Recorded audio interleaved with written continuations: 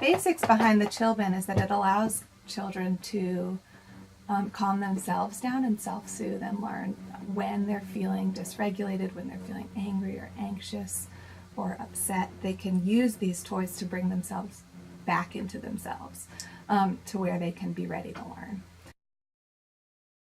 Each group has their own personal Chilbin, and there's an office Chilbin. So these are portable. We can take them with us. Like a lot of out-of-school time programming, we're not always in one space. And basically, it's anything that is sensory.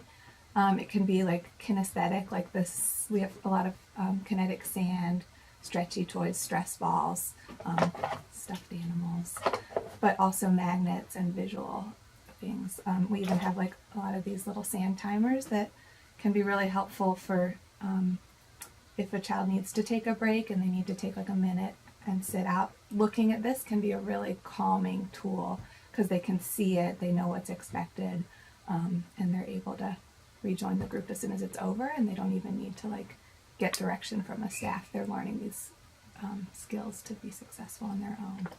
So that's the Chilbin. We try to make it as self-directed as possible. We want children to feel free to access it as they need to. And we have certain expectations. So the expectation is that they're using it appropriately. So we'll talk about, not swinging something around or not throwing, like if we have stress balls, they shouldn't throw them. If they're becoming a distraction from the group, then we just ask the students to return them to us. So the staff will just sometimes do something as simple as hold out their hand, and then the child will return it to the staff. And then the assumption is always you can get it back in a minute. So like if they're abusing it, we might take it for a minute and then give it back to them and say, here, you can try again. But they do a pretty good job when that expectation is clear in terms of how to use it and when to put it back. And yeah. So you found there is good self-regulation. There is. Yeah, there really is. Really wow. Learned, yeah. And I think it does. The staff do have to guide students through it. Sometimes we will suggest, like if we can tell that a child is getting a little bit upset or agitated, when we talk to them about recognizing those cues. So I noticed that your eyebrows are a little furrowed. You seem like you're a little upset.